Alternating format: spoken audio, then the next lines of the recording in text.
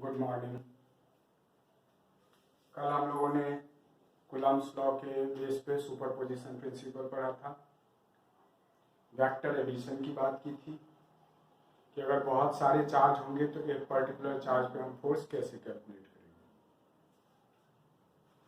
हमने एक बात की थी कि अगर दो चार्ज है capital Q and small Q, जैसे हमने यहाँ रिप्रेजेंट किया हुआ है, तो कूलम्ब्स लॉ ने कहा कि इस पर फोर्स रहेगा k q q over r square. अब बात यह है कि अगर मैं इस क्यू को यहां से हटा दूं तो क्या इस बी पॉइंट पे कोई इफेक्ट नहीं होगा? इस बी पॉइंट पे इफेक्ट होगा, क्योंकि अगर इफेक्ट नहीं होता तो अगर कोई दूसरा चार्ज में लेकर के इस बी पे आऊं और ये क्यू चार्ज यहाँ ए पे है, तो जैसे वो चार्ज बी पे आएगा ये अपना फोर्स लगाना शुरू कर देगा। जो हम दूसरा चार्ज लेके आएंगे वो फोर्स एक्सपीरियंस करना स्टार्ट कर देगा।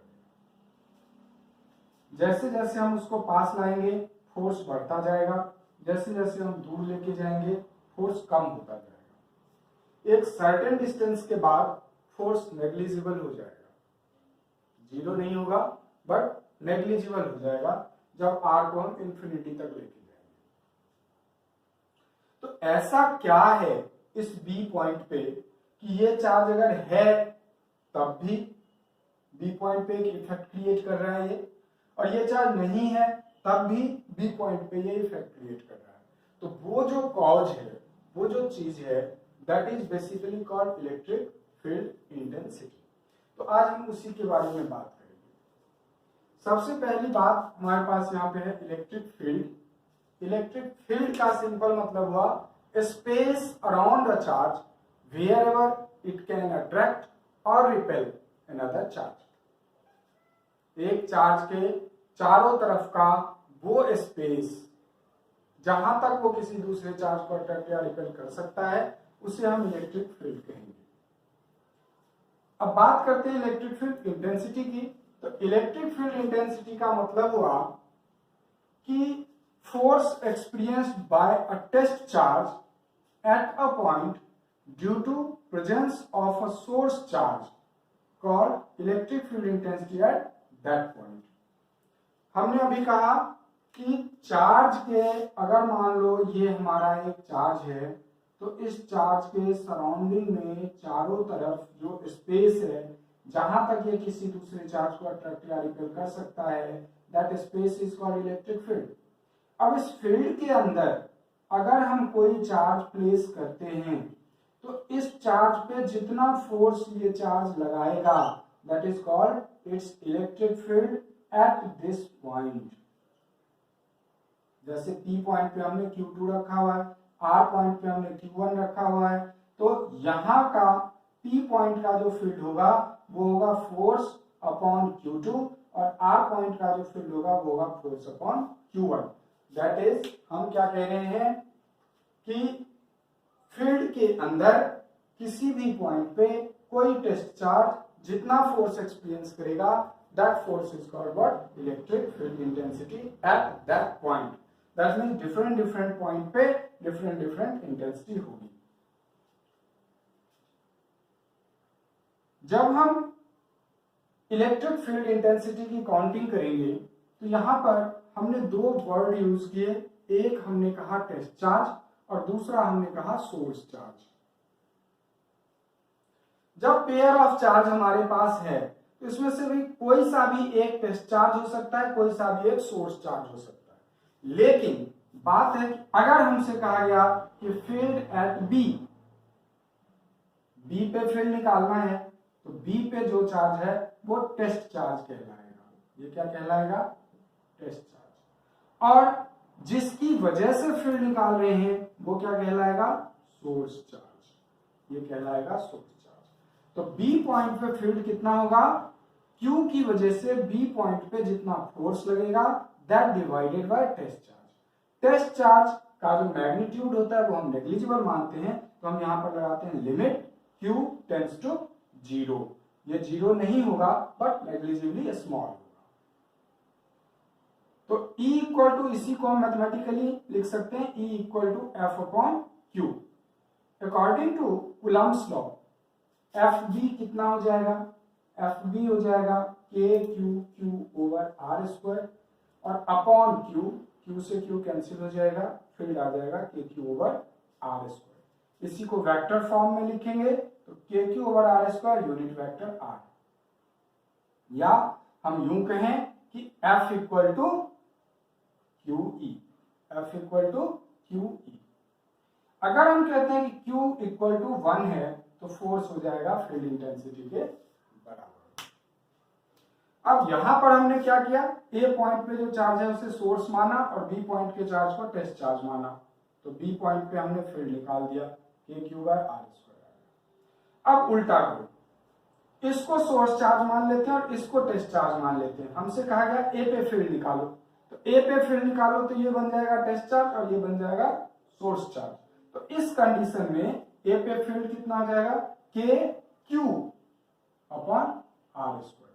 ध्यान दो, फील्ड बी पे कितना था, k capital q upon r square, और ए पे कितना है, k small q upon r square.